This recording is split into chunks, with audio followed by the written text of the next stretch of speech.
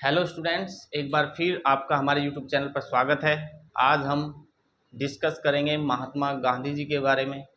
महात्मा गांधी जो भारत के महान व्यक्तित्व रहे हैं, आज उनके बारे में हम डिस्कस करेंगे।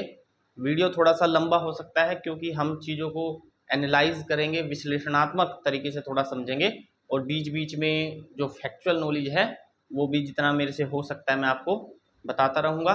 तो वन डे एग्ज़ाम के लिए आप प्रिपेयर कर रहे हो या फिर आप यूपीएससी स्टेट पीसीएस के लिए जो मेंस में जहाँ पे आपको आंसर राइटिंग करनी पड़ती है, वहाँ पर ये आपको हेल्पफुल हो सकता है। तो चीज़ों को समझिए। वीडियो लंबा हो सकता है इसलिए आप उसको पॉज करके या 2 बार 3 बार में उसको देख सकते हैं, क्योंकि विश्लेषण करेंगे तो चीज़ों को टाइम तो लगेगा ही। तो देखिए, महात्मा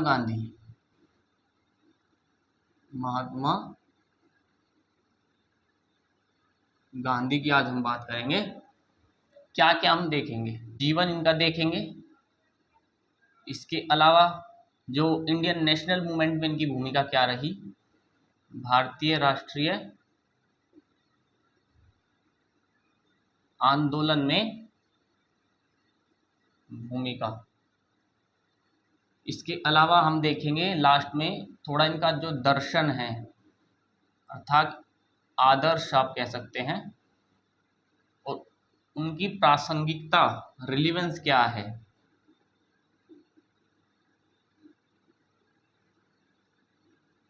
आपको पता है कि यूपीएससी का भी one of the favourite topic रहा है महात्मा गांधी का। महात्मा गांधी के संदर्भ में एक क्वेश्चन नंबर आता ही है, कई बार पूछा जाता है कि वर्तमान में उनके मूल्यों का क्या रिलीवेंस है, प्रासंगिकता क्या है। इसके अलावा भी भारतीय राष्ट्रीय आंदोलन में उनकी क्या भूमिका है, ये सब चीज़ें पूछी जाती हैं। तो हम डिस्कस करते हैं। वीडियो शुरू करने से पहले मैं आपको बता दूं कि आप नोट डाउन करते रहिए जो भी चीज़ आपके लिए फैक्चुअल नॉलेज जो वन डे एग्जाम में हेल्पफुल हो सकती है, और जो विश्लेषण हम करेंगे चीज़ों का। और देखिए, इतिहास को समझना है तो आपको क्रोनोलॉजिकल ऑर्डर में समझना चाहिए, वरीयता क्रम में हम समझने की कोशिश करेंगे। चीज़ें आसानी से समझ में आती हैं। किसी भी घटना को अगर आपको समझना है तो उसकी पूर्ववर्ती और अनुवर्ती घटनाओं को भी हमको ध्यान में रखना चाहिए। तो जीवन की तो आपको पता ही है कि इनका जन्म 2 अक्टूबर को हुआ था 1869 को, पोरबंदर में, जो कि गुजरात में पड़ता है। इसके अलावा अगर हम बात करें, इनके पिता जो करमचंद गांधी थे वो थे वकालत से जुड़े हुए इंसान, था दीवान थे। और जो इनकी माता थी पुतली बाई, वो एक धार्मिक महिला थी।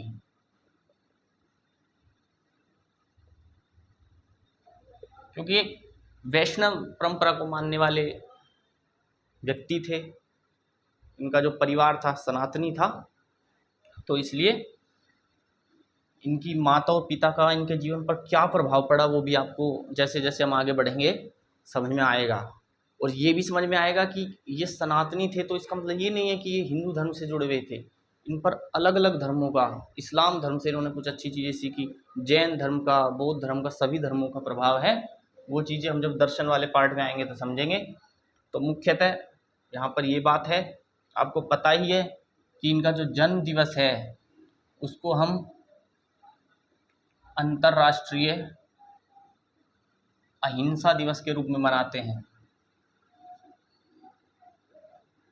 संयुक्त राष्ट्र ने विश्व शांति स्थापित करने के लिए जो 2 अक्टूबर का दिन है हर वर्ष, उसको अंतर्राष्ट्रीय अहिंसा दिवस के रूप में घोषित किया है।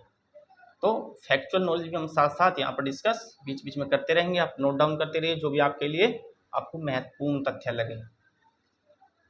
तो ये तो हो गई बात ये सबसे। अगर हम बात करें, कम उम्र में ही 13 वर्ष की लगभग उम्र में इनकी शादी हो गई थी कस्तूरबा गांधी से।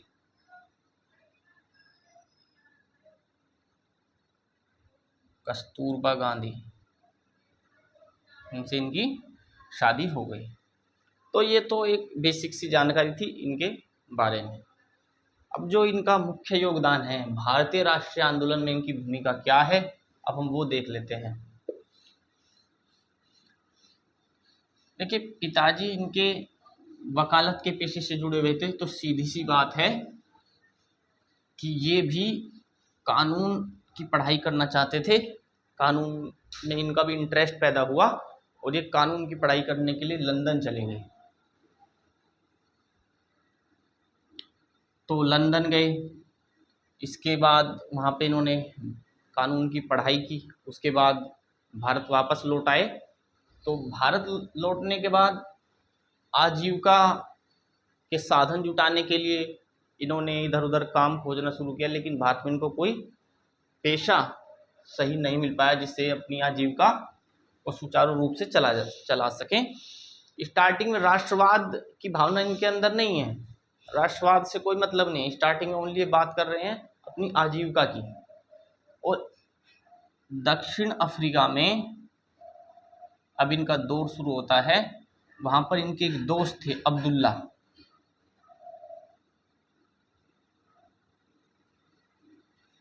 अब ये देखिए, आप इस तरह से एक चीज़ों को लिंक कीजिए कि मुस्लिम दोस्त भी इनके रहे हैं, हिंदू दोस्त भी इनके रहे हैं और अलग अलग धर्मों का इन पर प्रभाव रहा है। तो उनके बुलाने पर, क्योंकि वो पहले से बिजनेस व्यापार वहाँ पर करते थे दक्षिण अफ्रीका में, तो इनको दक्षिण अफ्रीका उन्होंने बुलाया वकालत के लिए और ये दक्षिण अफ्रीका में चले गए।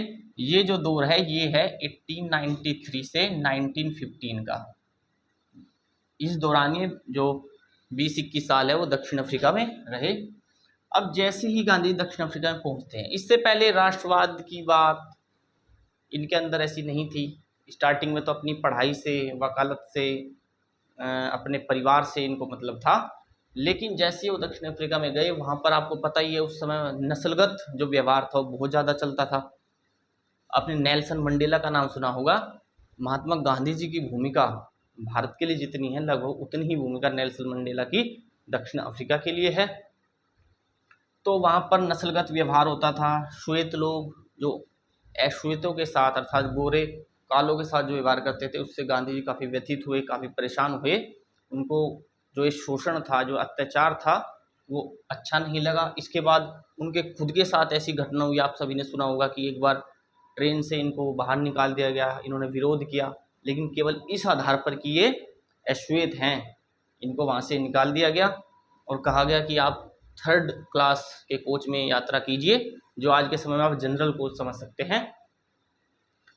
तो इस बात से गांधी जी पर इतना प्रभाव पड़ा, उनके जो मनोस्थिति है उस पर इतना प्रभाव पड़ गया कि अब इनके मन में राष्ट्रवाद की भावना, दलितों के, जो निम्न वर्ग के शोषित वर्ग है, उनके उत्थान की भावना इनके मन में जागने लगी। तो अब ये भारत लौट आते हैं 1915 में। उससे पहले का मैं आपको शॉर्ट में अगर बताऊं तो भारत में भी काफ़ी राजनीतिक उथल पथल, अंग्रेज़ों का जो हिंदुस्तानियों के प्रति जो शोषण वाला भाव था वो चल ही रहा था। कांग्रेस जो उस समय की मेजर पार्टी थी, जिसका 1885 में गठन हुआ था, आपको पता है, मैं आपको बता दूं कि 1905 में आपको पता है कि बंगाल का विभाजन हो गया।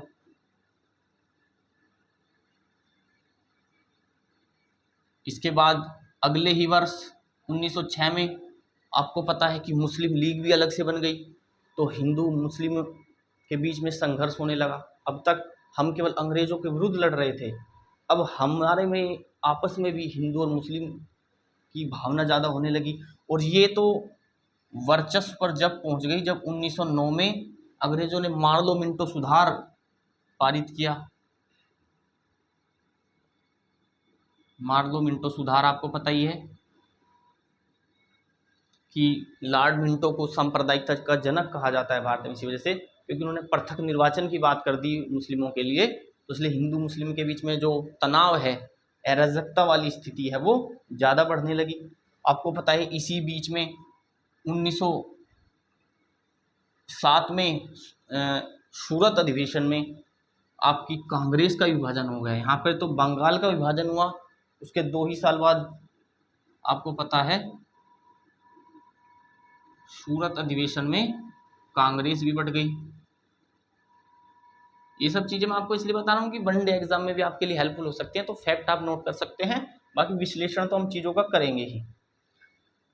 तो ये स्थिति चल रही थी। गांधी जी तो इनसे अनभिज्ञ थे, वो तो उस समय दक्षिण अफ्रीका में थे जब भारत में इस तरह की ये चीज़ें चल रही थी। तो वो भारत आ जाते हैं, और जैसे ही वो भारत आते हैं तो उनकी मुलाकात होती है गोपाल कृष्ण गोखले से, जिनको कहा जाता है गोपाल कृष्ण गोखले। मैं शॉर्ट में यहाँ पर लिख देता हूँ कि ये महात्मा गांधी के राजनीतिक गुरु थे। इन्होंने ही महात्मा गांधी से कहा कि देश को आपकी ज़रूरत है, आपको भी राष्ट्रीय आंदोलन में उतर जाना चाहिए, क्योंकि स्थिति काफ़ी बद से बदतर हो चली है। तो इसके अलावा मैं आपको एक और बात बता दूं यहाँ पर कि गोपाल कृष्ण गोखले इनके राजनीतिक गुरु थे, और जो राष्ट्रपिता की इनको उपाधि दी थी वो किसने दी थी? सुभाष चंद्र बोस ने। SC बोस में यहाँ पे लिख देता हूँ, सुभाष चंद्र बोस ने। इसके अलावा इनको महात्मा की उपाधि किसने दी थी? रविंद्रनाथ टैगोर ने।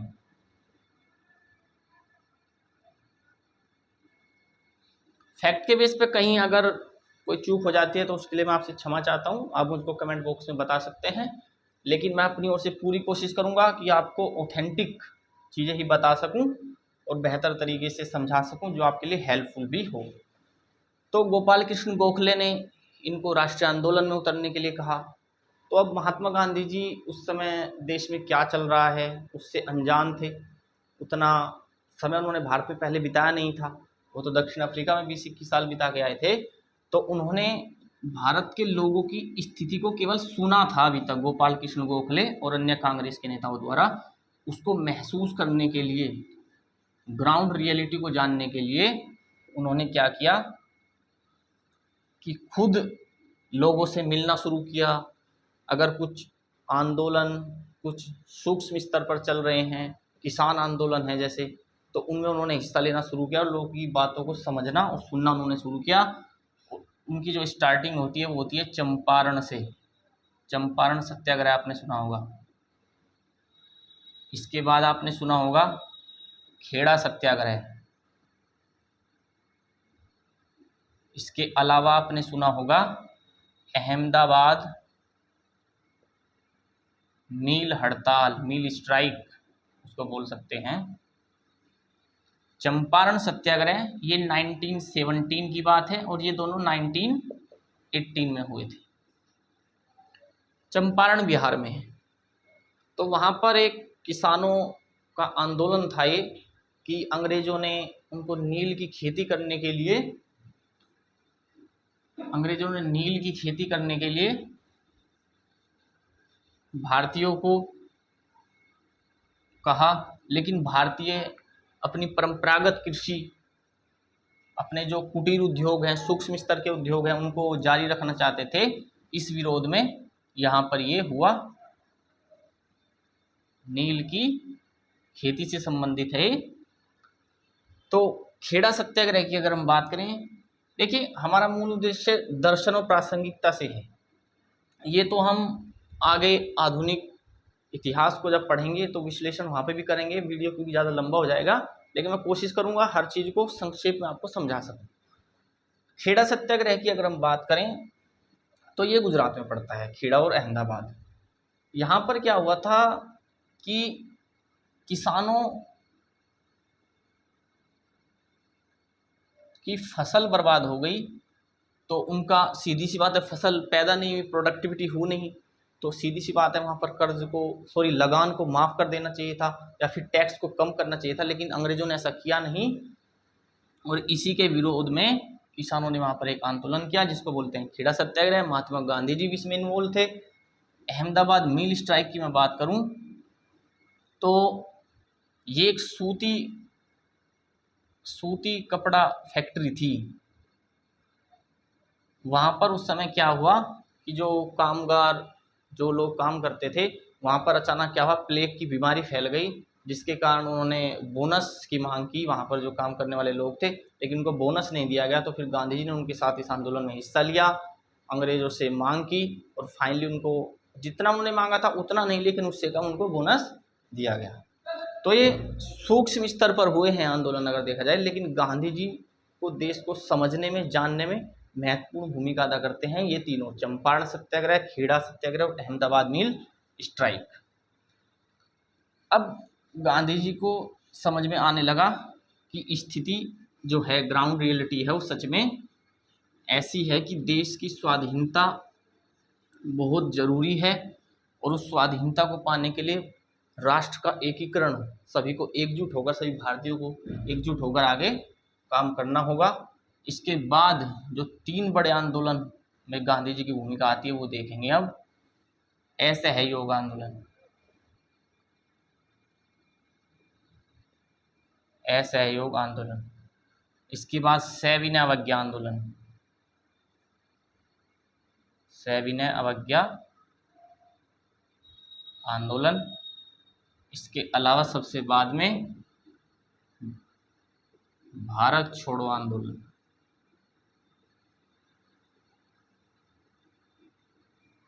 असहयोग आंदोलन 1920 में हुआ था, ये 1930 में, और ये आपको मालूम होगा 1942 में हुआ था। असहयोग आंदोलन दरअसल क्यों हुआ था, एक एक को हम इनको डिस्कस कर लेते हैं।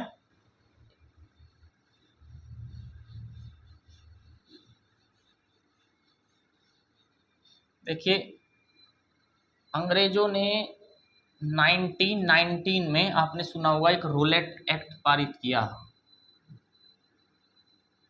जिसको हम काला कानून बोलते हैं। तो ये कितनी बुरी व्यवस्था थी, आप इसी से अंदाज़ा लगा सकते हैं कि इस व्यवस्था के अंतर्गत हिंदुस्तानियों को बिना उन्हें रीज़न बताए मनमानी कार्रवाई से फोर्सफुली उनको गिरफ्तार कर लिया जाता था, उनको जेल में डाल दिया जाता था। यहाँ तक कि प्रेस पर भी पाबंदी लगा दी गई, अर्थात कोई बोल भी नहीं सकता, कोई कुछ नहीं कर सकता, जिसको मर्जी है उठाया और जेल में डाल दिया। इसका बहुत ज़्यादा विरोध हुआ देश में, और यहाँ पर 13 अप्रैल 1919 को जो जलियांवाला बाग ये पड़ता है, जो अमृतसर में स्वर्ण मंदिर, आपने सुना होगा, अमृतसर के पास है, मतलब अमृतसर में स्वर्ण मंदिर के पास है, अमृतसर में तो है ही।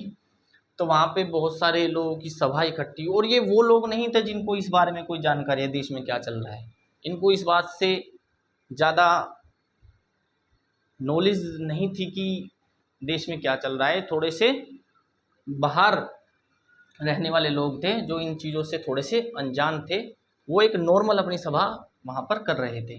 तो वहाँ पर जो अंग्रेज़ अधिकारी थे, जनरल डायर, उन्होंने अपने कुछ साथियों के साथ मिलकर वहाँ पर अंधाधुंध गोलियाँ चलवा दी, उसमें बहुत सारे निर्दोष लोग, निहत्थे लोग मारे गए। क्योंकि वो तो निर्दोष निहत्थे रहेंगे ही, क्योंकि वो इन चीज़ों से अनजान हैं, उनको नहीं पता है देश में रोल एक्ट चल रहा है, उनको बस इतना पता है कि हाँ अंग्रेज़ों का यहाँ पर शासन है। वो मतलब उतने पढ़े लिखे और उतने इन चीज़ों के बारे में नॉलेज नहीं रखते, उतने एक्टिव नहीं थे, वो इंडियन नेशनल मूवमेंट में सक्रिय डायरेक्ट रूप से नहीं थे। तो यहाँ पर ऐसी घटना हुई। इसके बाद आपको पता ही है कि इसका प्रभाव देखने को मिलता है हमको 1922 में जो चोरा चोरी कांड हुआ था। चोरा चोरी कांड जो हुआ था, वहाँ पर ये चीज़ें आपको देखने को मिलती हैं। ये उत्तर प्रदेश के अगर आप हैं तो गोरखपुर के पास ये जगह पड़ती है।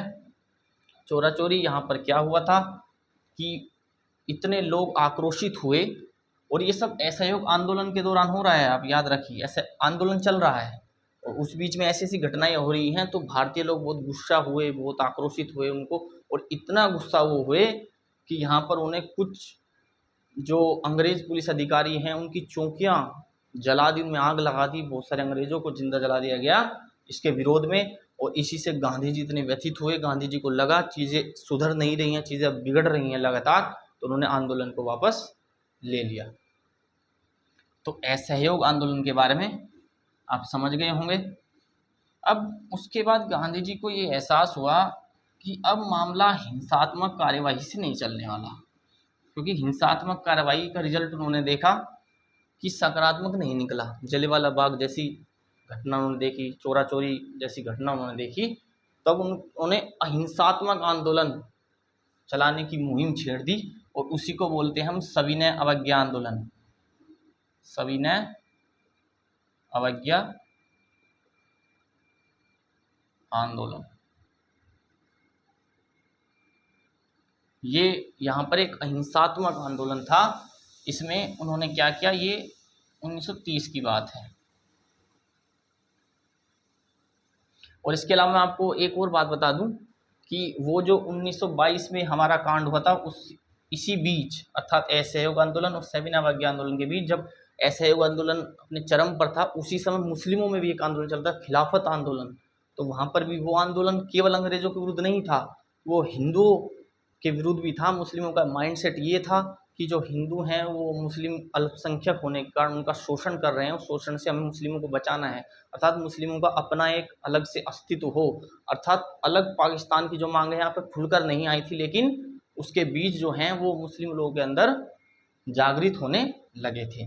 और उसी बीच आपको पता है 1925 में एक और कांड हुआ था। एक तरफ तो ये सब चीज़ें चल रही है महात्मा गांधी के नेतृत्व में, दूसरी तरफ जो गरम दल के लोग थे, आपको पता है कि मैंने जैसे आपको बताया कि कांग्रेस का 1907 में विभाजन हो गया था, तो उसमें जो कुछ लोग थे उन्होंने क्या किया, वो अपनी अलग ही कार्यवाही कर रहे थे। जैसे कि एक थे राम प्रसाद बिस्मिल, इसके अलावा चंद्रशेखर आज़ाद थे, राजेंद्र लाहिड़ी थे, रोशन सिंह थे। तो इन सब ने क्या किया, अंग्रेज़ों के खजाने को लूटने की योजना बनाई। एक लखनऊ में ट्रेन जा रही थी जिसमें अंग्रेज़ों का खजाना जा रहा था, इन्होंने उसको लूटने की योजना बनाई। अचानक ट्रेन की जो चेन है उसको खींचा, खजाना लूट लिया और आग लगा दी गई ट्रेन में।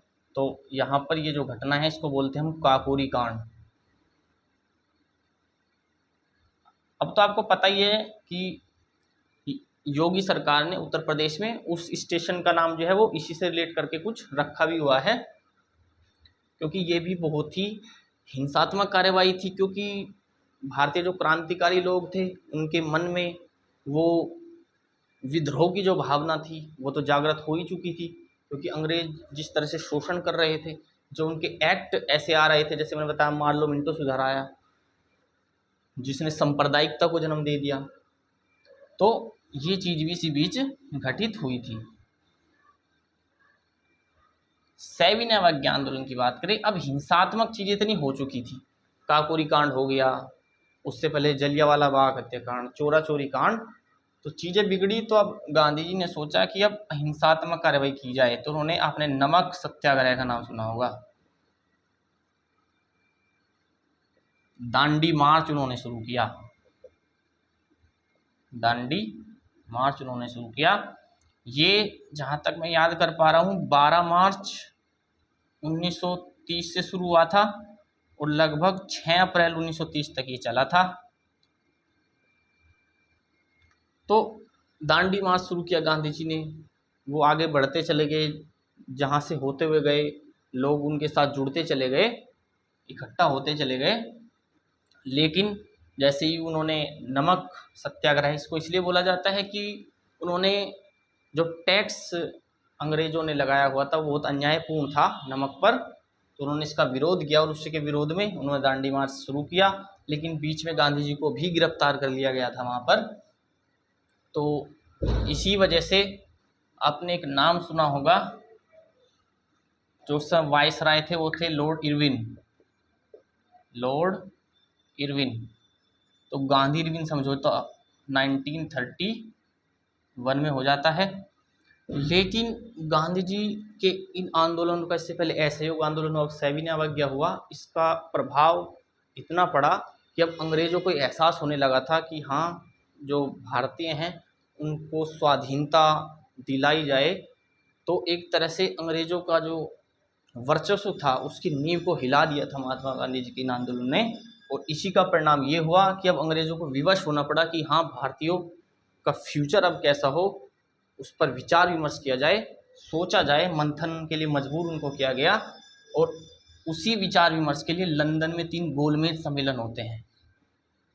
आपने नाम सुना होगा गोलमेज सम्मेलन, मैं यहाँ पे लिख देता हूँ। गोलमेज सम्मेलन पहला तो 1930 के ही लास्ट में होता है, दिसंबर 1930 को, ये सितंबर 1931 को। तो लगातार ईयर्स में होते हैं और लास्ट में होते हैं, तीसरा 1932 में होता है। तो इसमें क्या होता है, भारत का फ्यूचर क्या होगा, जैसे मैंने आपको बताया, उस पर विचार विमर्श किया जाता है। इसमें तो बहुत सारे लोग शामिल होते ही नहीं, क्योंकि पहले ही भारतीय इतने नाराज़ हैं अंग्रेज़ों से कि वो इसमें शामिल होते ही नहीं हैं, हिस्सा नहीं लेते हैं। लेकिन 1931 में आपको पता है, मैंने बताया, गांधी इरविन समझौता हो गया, जिससे सविनय अवज्ञा आंदोलन को भी वापस ले लिया गया था।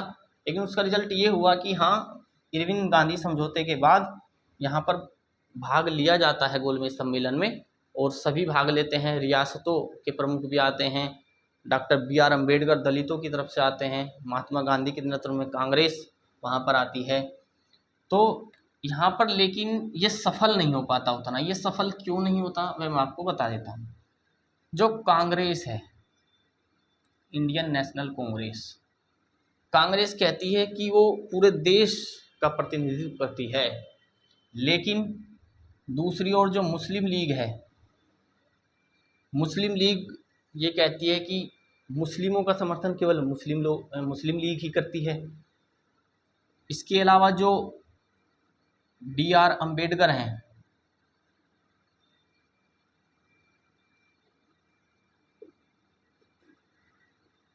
वो ये कहते हैं कि कांग्रेस पार्टी दलितों का समर्थन नहीं करती है, दलितों के लिए वो कार्य नहीं करती है। रियासतें क्या कहती हैं, रियासतें कहती हैं कि आपको जो करना है कीजिए, लेकिन हमारे क्षेत्र में आपका आवागमन, आना जाना, इंटरफेयर, उसमें राजनीतिक भागीदारी आपकी नहीं होगी। हम अपने क्षेत्र में स्वयं शासन करेंगे, हम वहाँ के राजा हैं, अब हमारे वहाँ पर इंटरफेयर, हस्तक्षेप नहीं कर सकते। तो सभी के मत एक दूसरे से मिलते नहीं हैं, इस वजह से ये गोलमेज सम्मेलन असफल हो जाता है। 1932 में भी ऐसा ही होता है। गोलमेज सम्मेलन ज़्यादा सफल हो नहीं पाए, लेकिन हाँ, इन्होंने अंग्रेज़ों को विवश जरूर किया, भारत के भविष्य की दिशा को थोड़ा समझने के लिए, उसको तय करने के लिए कि हाँ आगे क्या हो सकता है।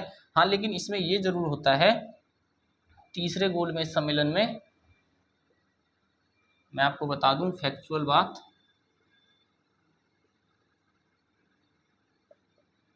कि 1933 में, क्योंकि 1932 के लास्ट में तो शुरू होता है, 1933 तक जाता है।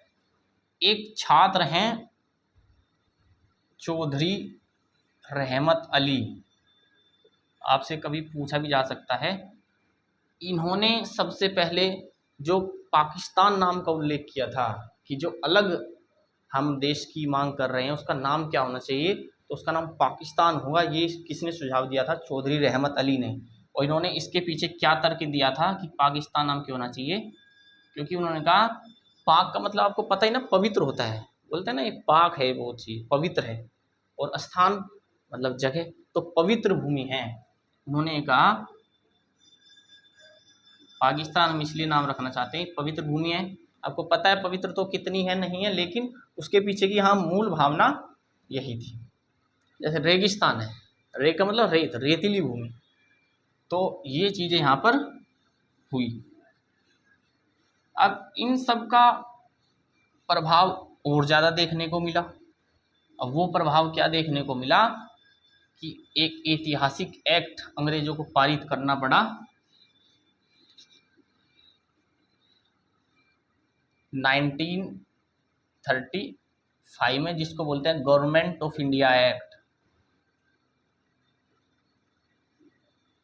आपको पता है हमारे देश में जो अभी रिजर्व बैंक ऑफ इंडिया है, जो सबसे बड़ा बैंक है, केंद्रीयकृत बैंक है, तो उसमें सब यही हुआ है, RBI की स्थापना। ये सब मैं बता चुका हूँ, जो हमने संविधान सीरीज में संविधान के बारे में समझा है, संविधान की विशेषताएं, संविधान का निर्माण वहाँ पर बता चुके हैं। यहाँ पर मैं इसलिए आपको ब्रीफली थोड़ा बता रहा हूँ कि इन सब में क्या क्या था। आपकी जो सुप्रीम कोर्ट है, उस समय उसको संघ न्यायालय बोला गया, फेडरल कोर्ट, तो वो भी इसी में स्थापित की गई थी। द्विसदनीय व्यवस्था इसमें स्थापित की गई थी। जो UPSC है, यूनियन पब्लिक सर्विस कमीशन, उसकी स्थापना इसमें की गई थी। तो बहुत सारी चीज़ें यहाँ पर स्टार्ट की गई। इससे पहले मैं आपको ये बता दूं कि 1930 में 26 जनवरी 1930 को लाहौर अधिवेशन में कांग्रेस ने पूर्ण स्वराज की मांग रखी। उससे पहले हम लोग स्वतंत्रता पहले से ही चाहते थे, लेकिन अब तक ऑफिशियली हमने डिक्लेयर नहीं किया था। यहाँ पर 26 जनवरी को 1930 को लाहौर अधिवेशन पूर्ण स्वराज की मांग हमने ऑफिशियली भी डिक्लेयर कर दी। तो अब हमको स्वतंत्रता चाहिए ही चाहिए। कांग्रेसियों ने, भारतीयों ने बात वहाँ पर उजागर कर दी। तो 1935 में आप तो को पता है ये होता है। इसके बाद आपको पता है कि भारत की स्वतंत्रता के बारे में अंग्रेज़ों को ये एहसास हो जाता है कि भारत को आज़ादी दिलानी होगी। तो उसके लिए वहाँ पर आज़ादी से पहले उसमें एक संविधान सभा भी जरूर होनी चाहिए। तो वहाँ की संविधान सभा का प्रारूप कैसा होना चाहिए, तो उन सब संबंधों में कुछ आपको पता है कि भारत में लोग भेजे गए, कुछ योजनाएं उस दौरान हुई। उनका रिजल्ट तो हालांकि ज़्यादा कुछ निकला नहीं, लेकिन फिर भी मैं आपको बता देता हूँ। जैसे 1940 में आपने 1940 में 1942 में आपको बताता हूँ अभी 1942 में 1946 में 1940 में आपने सुना होगा एक अगस्त प्रस्ताव आया।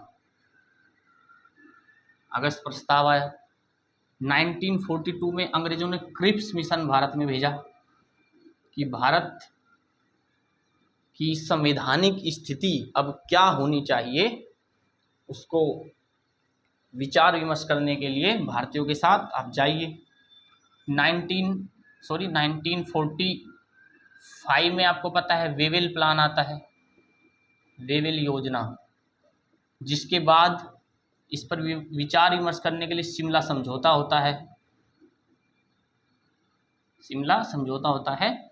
तो इस तरह से अंग्रेज अब थोड़ा सा सक्रिय हो जाते हैं भारत के फ्यूचर के बारे में सोचने के लिए। और फाइनली इनसे ज़्यादा निष्कर्ष निकल के आता नहीं है। इनको हम इतिहास में भी डिस्कस करेंगे, संविधान में भी हम इन सबको डिस्कस कर चुके हैं। तो इनसे जो संवैधानिक स्थिति है, संविधान सभा कैसे गठित की जाए, वो सब ज़्यादा क्लियर होता नहीं है। लेकिन 1946 में कैबिनेट मिशन भारत में आता है।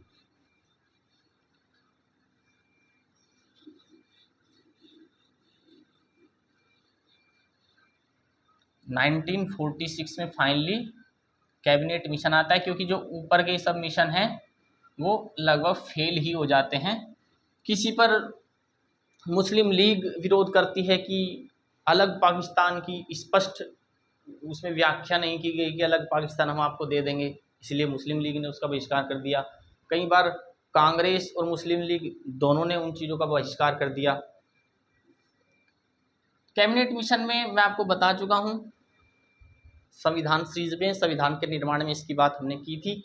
अभी मैं आपको मोटा मोटा बता देता हूँ। उसमें संविधान सभा की बात बताई गई कि 389 सीटें होंगी, उसमें से आपको 296 आपको ब्रिटिश प्रांत वाले क्षेत्रों को देनी है, 93 आपको रियासतों को देनी है। इसके अलावा इसमें ये प्रावधान किया गया संविधान सभा कैसे चुनी जाएगी, आपको पता ही है संविधान सभा का निर्वाचन डायरेक्ट मतलब जनता ने नहीं किया था। ऐसे राष्ट्रपति का निर्वाचन भारत में होता है, उस तरह से यहाँ पर इसका निर्वाचन हुआ था। अलग अलग क्षेत्रों में जनसंख्या के अनुपात में सीटें दी गई। इसके अलावा कैटेगरी वाइज भी दी गई कि जनरल में, सामान्य, सिख और मुस्लिम 3 भागों में उनको बांटा गया। तो ये सब बातें हम डिस्कस ऑलरेडी कर चुके हैं।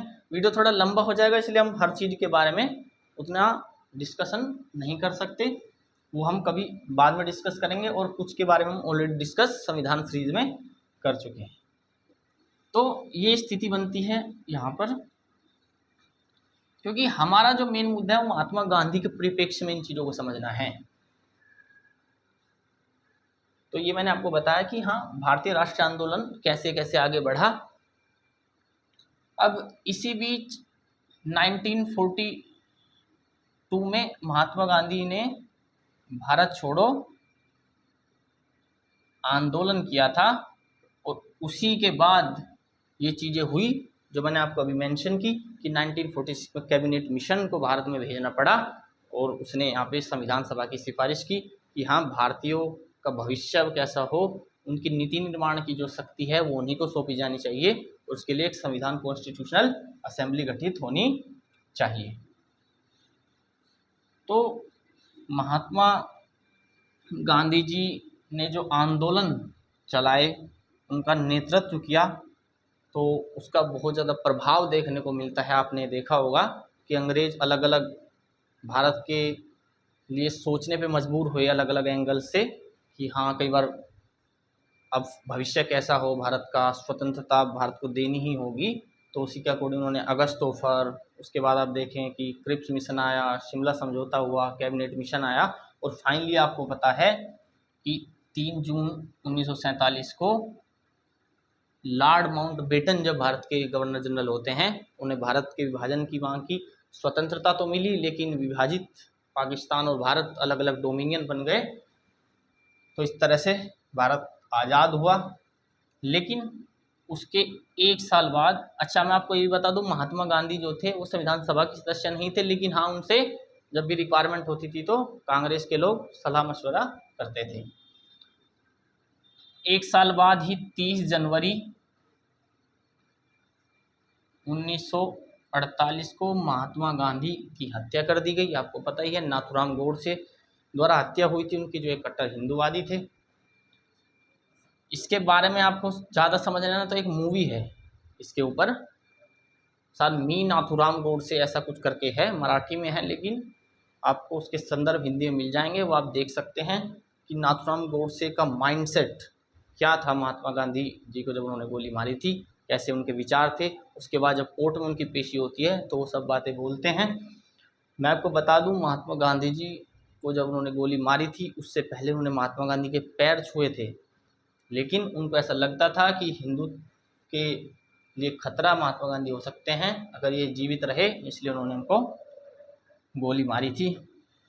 और हम 30 जनवरी को, जैसे मैंने बताया था, जो उनका जन्म है 2 अक्टूबर, उसको तो हम मनाते हैं अंतर्राष्ट्रीय अहिंसा दिवस। और आपको पता है 30 जनवरी को हम क्या मनाते हैं, शहीद दिवस।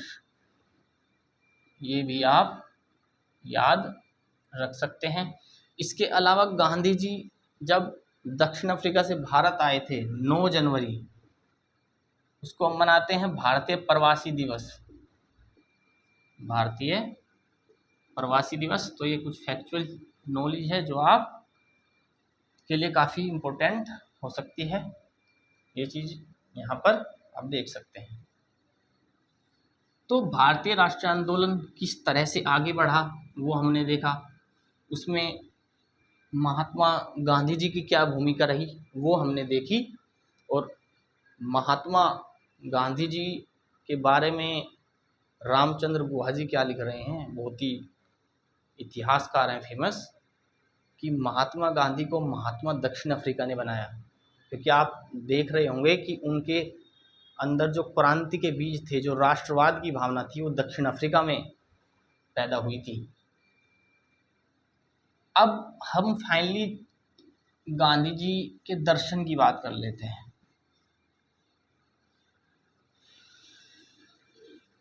निर्मल वर्मा जी क्या लिख रहे हैं गांधी जी के बारे में, कि गांधी जी ने भूमि पर जितना राज किया उससे कहीं ज़्यादा उन्होंने लोगों के दिलों में राज किया है। तो ये बातें काफ़ी रोचक हैं और काफ़ी महान बनाती हैं महात्मा गांधी के व्यक्तित्व को। अब उनके हम आदर्श को देख लेते हैं। दर्शन या कहें आदर्श, या मैं कहूँ नैतिक मूल्य। नैतिक मूल्य अच्छा वर्ड रहेगा।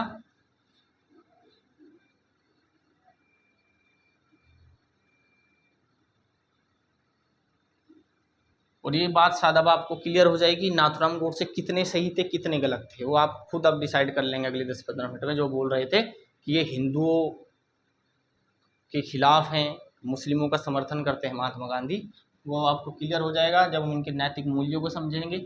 इसको मैं रफ कर देता हूँ।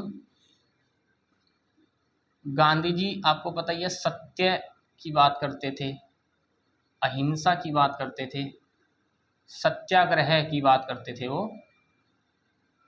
इसके अलावा अगर हम देखें, सर्वोदय की बात उन्होंने की। इसके अलावा उन्होंने दलित उत्थान की बात की, ग्रामीण उत्थान की बात उन्होंने की, ग्रामीण उत्थान की बात उन्होंने की। इसके अलावा हम देखेंगे कि संगीत से भी गांधी जी को प्रेम था, ये बात यहाँ पर गांधी जी करते हैं। इसके अलावा बहुत सारी बातें हैं, कुछ को हम एक दूसरे से ओवरलैप कर जाती हैं, तो उसी में उनको अलग से ना देखकर वहीं पर समझ लेंगे। जैसे कि श्रम के महत्व को गांधी जी बताते हैं। इसके अलावा व्रत, उपवास, ब्रह्मचर्य, इसका महत्व भी गांधी जी बताते हैं। तो मोटे तौर पर ये चीज़ें गांधी जी के व्यक्तित्व में, जो विचारों में देखने को मिलती है, इन्हीं सब का सम्मिलित रूप गांधीवाद कहलाता है। अब इसके बाद फिर हम देखेंगे कि वो कितना प्रासंगिक है, रिलीवेंस कितना है उसका आज के समय में। देखिए, सत्य और अहिंसा, सत्य की बात अगर हम देखें तो गांधी जी की एक आत्मकथा है। गांधी जी की मुख्य रूप से 2 किताबें हैं, एक हिंद स्वराज है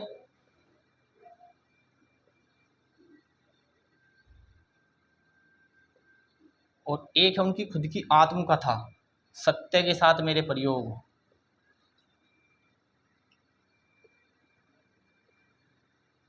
माई एक्सपेरिमेंट विद ट्रूथ। इस बुक में उन्होंने अपनी आत्मकथा में लिखी है, तो उसका शीर्षक से ही आपको पता चल रहा है। उसमें अगर आप पढ़ेंगे तो उन्होंने सत्य की जो महत्ता है उसको बताया है कि सत्य का जीवन में कितना महत्व है, और वो इस बुक में क्या कहते हैं, मैं इन सभी के बारे में आपको थोड़ा थोड़ा समझा दूंगा।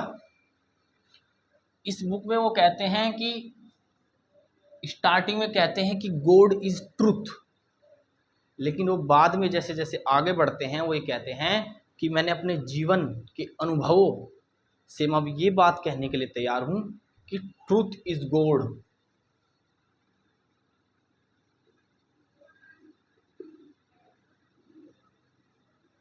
Truth is God. वो कह रहे हैं कि सत्य ही ईश्वर है। अर्थात अगर आप अपने सभी कार्यों में, अपने एक्ट में सत्य की महत्ता को समझते हैं तो वो सबसे महत्वपूर्ण आपके लिए हो सकता है। अगर आप किसी धर्म का पालन करते हैं, आप हिंदू धर्म का पालन करते हैं, आप इस्लाम का पालन करते हैं, लेकिन आप काफ़ी झूठ बोलते हैं हर जगह, अनैतिक दुर्व्यवहार, ये सब चीज़ें आपके व्यक्तित्व में शामिल है, तो ऐसे धार्मिक होने का या ऐसे आस्तिक होने का, ईश्वर को मानने का कोई आधार या कोई औचित्य नहीं। तो सत्य का महत्व कितना है वो आप देख सकते हैं। आज के समय में भी आप देख सकते हैं। अगर हम प्रासंगिकता को भी इसी के साथ अगर हम समझें तो इसकी वर्तमान प्रासंगिकता आप खुद ही समझ सकते हैं कि आज के टाइम में कितना करप्शन है, हमारे शासन के स्तर से लेकर नौकरियों के संदर्भ में अगर आप देखें तो कितना करप्शन है। तो सत्य की महत्ता आपको वहाँ पर समझ में आएगी। अहिंसा की बात करें, अहिंसा का विचार जो उन्होंने लिया वो जैन धर्म से लिया है। आपको पता है महावीर स्वामी ने इस बारे में काफ़ी ज़्यादा विस्तार से बात कही है, तो जैन धर्म का उन पर प्रभाव है।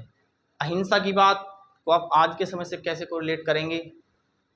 आज के समय आप देखते हैं कि कितने युद्ध की स्थिति, देश के अंदर अराजकता की स्थिति कितनी विद्यमान है। अभी आपने देखा कि रूस यूक्रेन वाला वार कितने समय तक चला, कितने निर्दोष लोग वहाँ पर मारे गए, कितने मासूम बच्चे वहाँ पर मारे गए। इजराइल फिलिस्तीन की कहानी तो आपको पता ही होगी। इसके अलावा हाल ही में अभी कुछ समय पहले ही मणिपुर में जो हिंसा हुई है उसमें कितने निर्दोष लोग मारे गए हैं। तो अहिंसा का महत्व कितना बढ़ जाता है। और कुछ लोग ये बोलते हैं कि जैसे आपने सुना होगा, ये मिथ है कि मजबूरी का नाम महात्मा गांधी, अर्थात कुछ लोग कहते हैं कि महात्मा गांधी शक्तिहीन थे, कमज़ोर थे, इस वजह से वो हिंसा कर नहीं सकते थे, इसलिए हिंसा की बात कर रहे हैं। लेकिन महात्मा गांधी जी कहते थे कि जो अहिंसा है या कहें कि माफ़ करना एक वीर का लक्षण है। एक कमज़ोर कायर आदमी माफ़ नहीं कर सकता। अगर एक चूहा एक हाथी से कहे कि मैंने तुम्हें माफ़ किया तो ये हास्यास्पद बात है, लेकिन अगर एक हाथी चूहे को कह रहा है कि मैं तुम्हें कुचलूँगा नहीं, मैं तुम्हें मारूंगा नहीं, तो वो वाली कंसेप्ट है, वो महात्मा गांधी जी यहाँ पर कह रहे हैं। हम वो ये भी साथ में कहते हैं कि अगर हिंसा और कायरता में से मुझे एक को चुनना पड़े तब मैं हिंसा को चुनूंगा। तो महात्मा गांधी की अहिंसा कायरों की अहिंसा बिल्कुल नहीं थी, वो खुद इस बात को स्पष्ट कर रहे हैं। सत्याग्रह की अगर हम बात करें तो सत्याग्रह का बेसिक सा मतलब ये है कि अपनी सही बात को मनवाने के लिए या फिर दूसरे का अगर कोई कुकृत्य है, गलत कार्य है, उसका विरोध करने के लिए अहिंसात्मक कार्यवाही जो आप करते हैं वो सत्याग्रह है। सर्वोदय की बात करते हैं गांधी जी, अर्थात वो कहते हैं कि सबका उदय होना चाहिए, अर्थात ऐसा नहीं होना चाहिए कि देश के संसाधनों पर किसी एक धनी वर्ग के व्यक्तियों का ही प्रभुत्व हो जाए, शक्तियों का केंद्रीकरण हो जाए। तो इसलिए वो विकेंद्रीकरण, डिसेंट्रलाइजेशन का समर्थन करते हैं और उन्हीं की उस कंसेप्ट के आधार पर पंचायती राजों का गठन किया गया है। तो सभी का उत्थान होना चाहिए। वो कहते हैं कि सरकार कोई भी पॉलिसी लेकर आती है, उस पॉलिसी का महत्व तब होगा जब सबसे निम्न वर्ग का जो लोग है उस समाज में उसको उस पॉलिसी से फ़ायदा मिले। अगर नहीं मिल रहा है तो ऐसी पॉलिसी, ऐसी योजना, ऐसे कार्य का कोई फ़ायदा नहीं है। दलित उत्थानों की बात हमने कही। आपको पता है 1932 में पूना पैक्ट, ये शायद हमने जिक्र नहीं किया। दलित उत्थान की अगर हम बात करें तो जब डॉक्टर BR अम्बेडकर ने दलितों के लिए पृथक निर्वाचन की बात कही तो गांधी जी अपनी बात पर अड़ गए कि नहीं, ऐसा नहीं होना चाहिए। अगर दलितों को आपने अलग कर दिया, सेपरेट उनको कर दिया, समाज की मूल धारा से उनको अलग कर दिया, तो ऐसे दलितों की सरकार में भूमिका नहीं हो पाएगी। राष्ट्र में भागीदारी उनकी सुनिश्चित करना बेहद ज़रूरी है, ऐसे उनका पतन हो सकता है।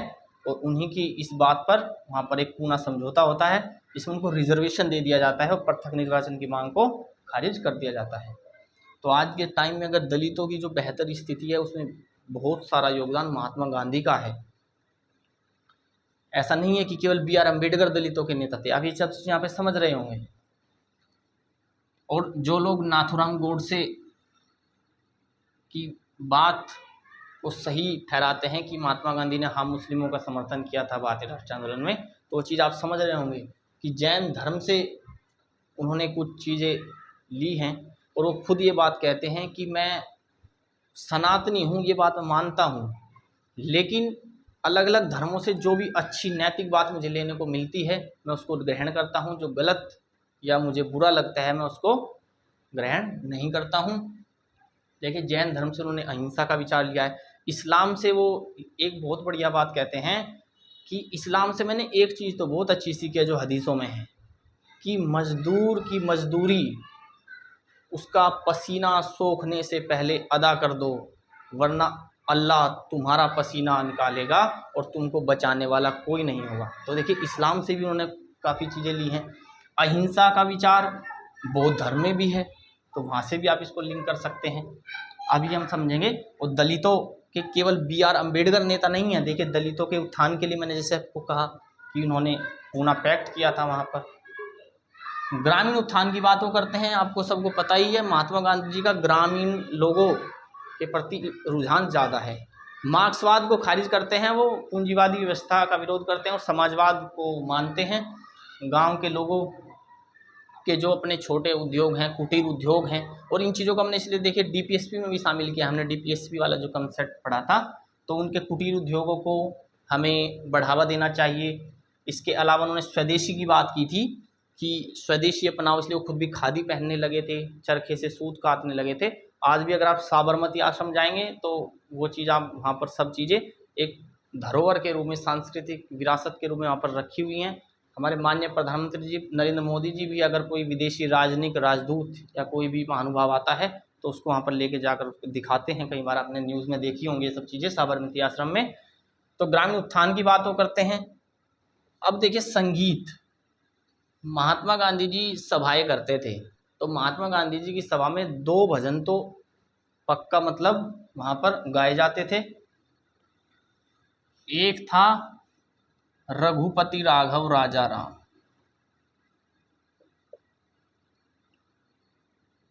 आपने सुना होगा ये,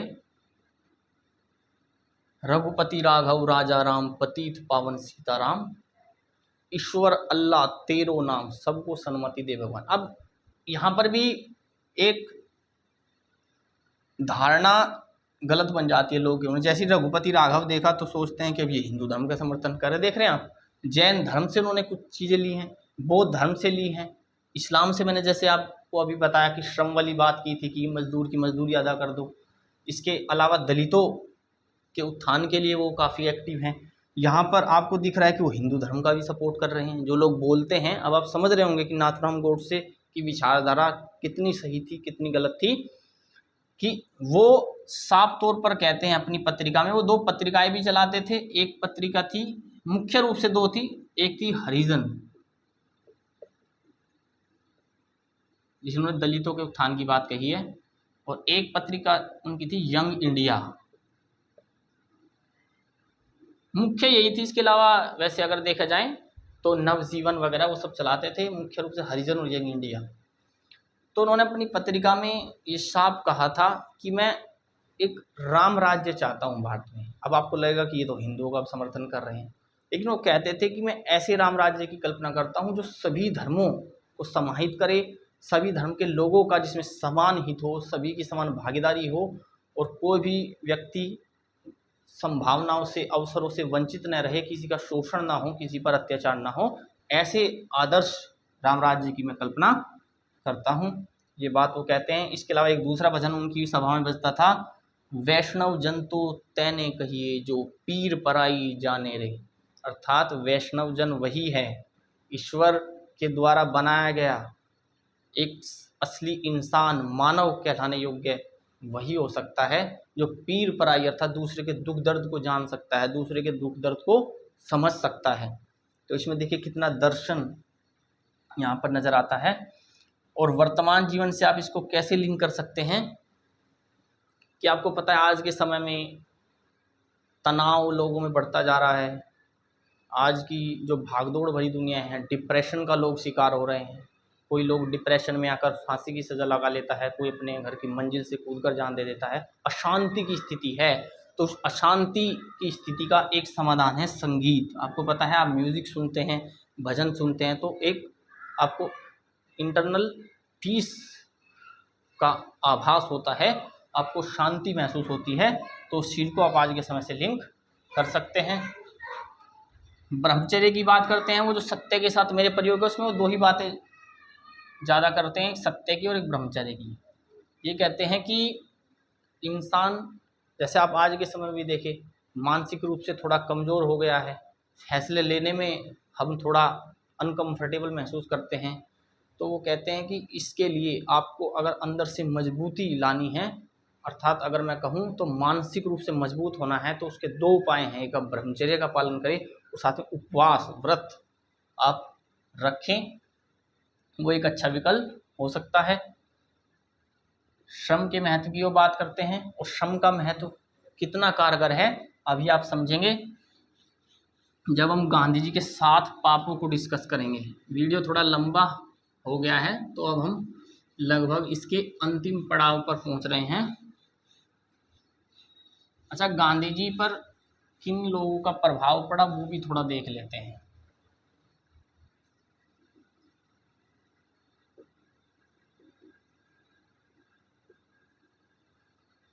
गांधी जी पर थूरो का भी प्रभाव है, जो अमेरिका के एक दार्शनिक थे। इसके अलावा इनके ऊपर अगर मैं बात करूं, टोलस्टॉय का प्रभाव है, रस्किन का प्रभाव है, इसके अलावा कार्लाइल का भी प्रभाव है। अब ये सब के बारे में हम जब कभी दर्शन के बारे में डिस्कस करेंगे तो एक विस्तृत रूप में वहाँ पर इन सब चीज़ों को हम समझेंगे, क्योंकि वीडियो लंबा हो जाएगा। अभी हम केवल इनके बारे में ये समझेंगे कि गांधी जी ने इन सब से क्या सीखा है। थूरो से गांधी जी ने सीखा है त्याग। हम लोग अपने परिवार के लिए जैसे त्याग की भावना रखते हैं, अगर परिवार में किसी पर संकट आ गया तो हम उसके लिए तो कुछ भी करने के लिए तैयार हो जाते हैं, लेकिन समाज के लिए हमारे अंदर त्याग की भावना नहीं है। समाज के लिए हमारे अंदर अगर देखें तो सेल्फिश वाली भावना है, हम सब कुछ पाना चाहते हैं, कुछ त्यागना नहीं चाहते, अर्थात सेवा भाव व्यक्ति के अंदर होना चाहिए। ये बात वो करते हैं। टोलस्टॉय से उन्होंने क्या सीखा? टोलस्टॉय से उन्होंने सीखा, जैसे उन्होंने कहा, ब्रह्मचर्य और व्रत जो सिखाता है वो सिखाता है कि आप आंतरिक रूप से मजबूत होते हैं, आत्मबोध, आत्मज्ञान, ये सब चीज़ें टोल्स्टॉय से उनको जानने को मिलती हैं। रस्किन ने जो कहा ब्रैड लेबर का जो सिद्धांत है, और जैसे मैंने कहा था श्रम का कितना महत्व है, वो रस्किन से प्रभावित है इस बारे में। कार्लाइल से उन्होंने सीखा, जो मैंने आपको अभी बताया, कि कोई भी पॉलिसी, कोई भी कार्य आप कर रहे हो तो उससे केवल धनी वर्ग के लोगों को, अमीर वर्ग के लोगों को फ़ायदा नहीं होना चाहिए, समाज के सबसे निचले वर्ग पर, जो हाशिए पर बैठा हुआ व्यक्ति है, उसको भी उसका फ़ायदा मिलना चाहिए, तब वो कारगर है। कार्लाइल की किताब है ऑन टू द लास्ट। तो इससे भी गांधी जी प्रभावित हुए। धर्मों का क्या प्रभाव है वो मैंने आपको बता ही दिया कि जैन धर्म का भी उन पर प्रभाव है, बौद्ध धर्म का प्रभाव है, इस्लाम का प्रभाव है, हिंदू धर्म का प्रभाव। भगवत गीता, जब वो लंदन गए थे तो उनके एक मित्र ने भगवत गीता के बारे में उनको बताया था, तो गीता को तो अपनी माँ समझते थे। वो कहते थे कि जीवन को जीने का तरीका सिखाती है भगवत गीता, तो उससे भी प्रभावित थे। और इसीलिए उन्होंने गीता पर तो एक भाष्य भी लिख दिया। तिलक ने तो लिखा ही है गीता रहस्य, लेकिन उन्होंने भी अनासक्ति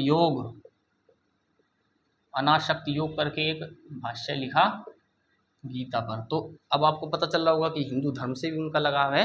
तो जो लोग कहते हैं कि वो एक धर्म का समर्थन करते थे, नाथुराम गोडसेवादी जो सोच रखते हैं, वो समझ रहे होंगे कि कितना वो सही है सोच, कितना गलत है महात्मा गांधी को।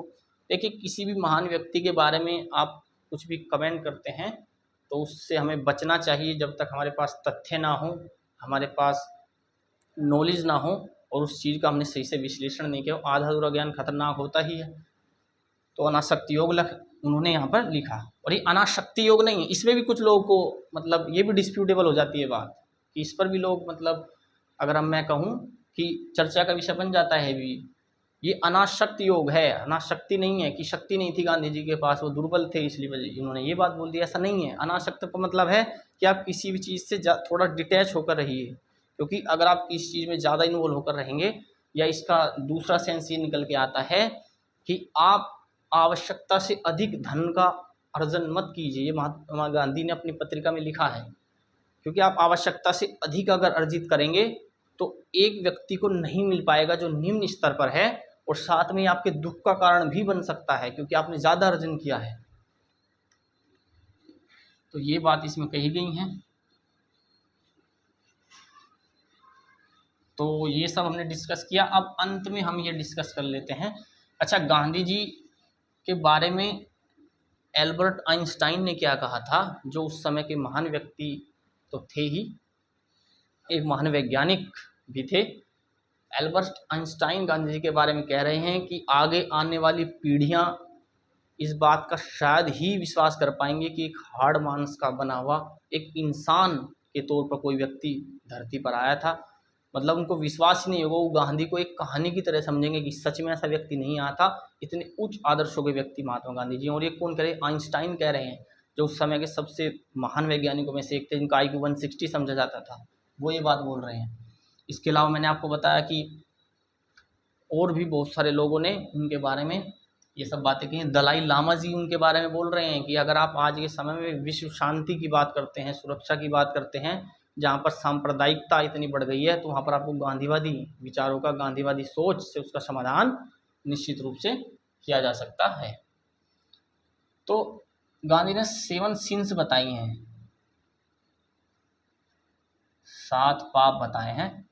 एक बार अपनी यंग इंडिया पत्रिका में उन्होंने इनका डिस्कशन किया था। यहाँ पे भी आपको उनके दर्शन की बातें समझ में आ जाएंगी। इनके बारे में थोड़ा थोड़ा डिस्कस कर लेते हैं। गांधी जी ने कहा कि पॉलिटिक्स विदाउट प्रिंसिपल, अभी हम देखते हैं इनके बारे में, थोड़ा थोड़ा मैं आपको बताऊंगा इनका सार। Politics without principal,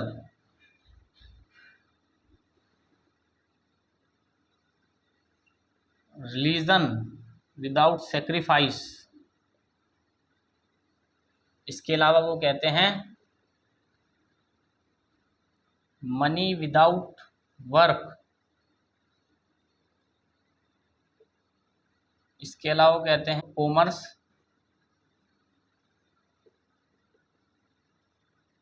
commerce without morality की बात वो करते हैं।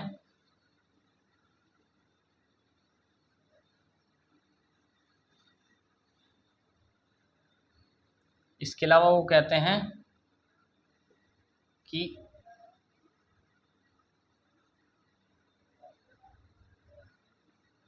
Knowledge without character.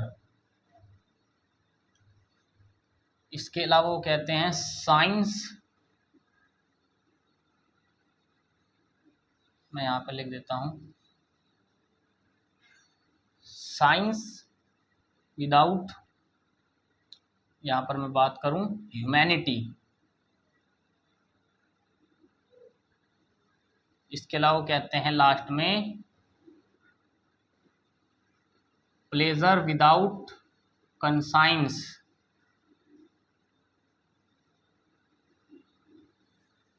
तो ये सब अगर हम देखें, मैं थोड़ा थोड़ा आपको बता देता हूँ गांधी ने कौन कौन से 7 बात बताए हैं।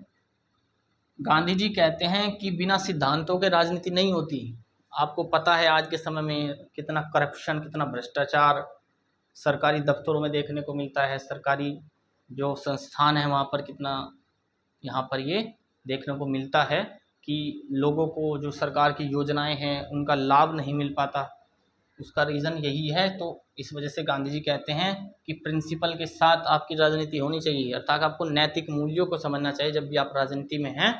ऐसा नहीं है कि आप किसी का शोषण करने लगे, किसी का हक आप मारने लगें, किसी के हक का पैसा आपने खुद के लिए, खुद के स्वार्थ के लिए उसको यूज़ कर लिया। ऐसा नहीं होना चाहिए। Religion without sacrifice. Gandhi ji कहते हैं कि अगर आपके अंदर सेक्रीफाइस वाली भावना नहीं है, जो उन्होंने थोरों से सीखी थी, कि अगर आप सेवा भाव नहीं रखते हैं तो आप भगवान को मानते हैं, आप प्रसाद चढ़ा रहे हैं, वहाँ पर पूजा कर रहे हैं, उसके कोई फ़ायदा नहीं है। आपके अंदर सेवा का भाव होना चाहिए, त्याग की भावना होनी चाहिए।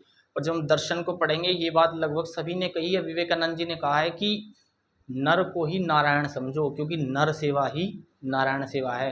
रविंद्रनाथ टैगोर भी ये बात कहते हैं। जब हम दर्शन पढ़ेंगे तो इसको समझेंगे कि वो कहते हैं रिलीजन ऑफ गॉड को मत मानो, रिलीजन ऑफ मैन को मानो। मानवता बहुत ज़रूरी है। मनी विदाउट वर्क, श्रम के महत्व वाली बात जो मैंने अभी बताया कि ब्रेड लेबर, रस्किन वाली जो कंसेप्ट है उन्होंने यहाँ पे शामिल की कि बिना मेहनत किए अगर आपको धन मिल जाता है तो संभावना बहुत ज़्यादा है कि आप उसका मिसयूज़ करेंगे, साथ में आपको मेहनत की महत्ता का भी पता नहीं चल पाएगा। कॉमर्स विदाउट मोरालिटी, अर्थात अगर आप कोई भी बिजनेस, कार्य, व्यापार कुछ भी कर रहे हैं तो उसके साथ आप में नैतिकता होनी चाहिए। अब जैसे आज के समय में आप देखते हैं कि कोई व्यक्ति किसी को लूट लेता है, चोरी कर लेता है, किसी को चाकू मार देता है, उसका सारा धन वहाँ पर चोरी कर लेता है। ये सब घटनाएं आज के टाइम में देखने को मिलती हैं। तो इसलिए उनका मोरालिटी होनी ज़रूरी है। आप कोई भी कार्य करते हैं, ऐसा नहीं है कि आप अपने स्वार्थ की पूर्ति के लिए, अपने कॉमर्स को बढ़ाने के लिए, अपने व्यापार, अपने वाणिज्य, अपना बिजनेस सेटअप करने के लिए आप किसी का शोषण करने लग जाएं, किसी के साथ आप अनैतिक तरीके से उसका धन लूटने लग जाएं। ऐसा नहीं होना चाहिए। नॉलेज विदाउट कैरेक्टर, केवल किताबी ज्ञान से आप एक मानव नहीं बनते। किताबी ज्ञान के साथ साथ आपको अपने व्यक्तित्व के निर्माण पर, अपने पर्सनैलिटी डेवलपमेंट पर भी ध्यान देना चाहिए। साइंस विदाउट ह्यूमैनिटी, अगर आपको पता है आज के समय साइंस और टेक्नोलॉजी कितनी आगे बढ़ गई है, लेकिन आपने देखा कोरोना वायरस देश में और पूरे वर्ल्ड वाइड फैला, कितने लोग उसमें मरे। तो आप कोई भी मेडिकल के क्षेत्र में, कोई भी इन्वेंशन आप किसी भी क्षेत्र में कर रहे हैं, वो इन्वेंशन लोगों के हित में होनी चाहिए, वो लोगों के अगेंस्ट नहीं होनी चाहिए। आज के समय आप देखते हैं मिसाइलें, बम अनेक देश उनका निर्माण कर रहे हैं, तो उनका उद्देश्य सेल्फ डिफेंस होना चाहिए। ऐसा नहीं कि मेरे को फला देश को बर्बाद करना है उसके लिए मैं मिसाइल बना रहा हूँ, तो वो दुरुपयोग है, वो नहीं होना चाहिए।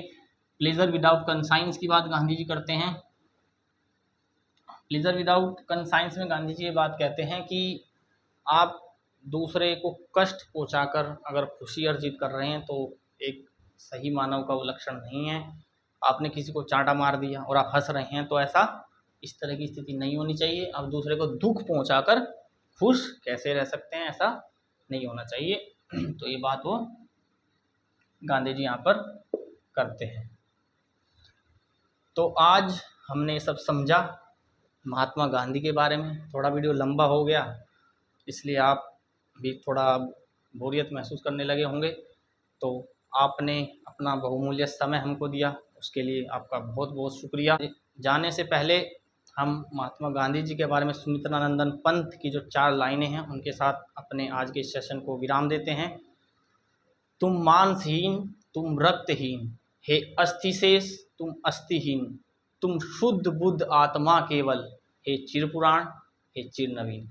चलिए मिलते हैं एक नई वीडियो में एक नए टॉपिक के साथ। तब तक के लिए नमस्कार, जय हिंद।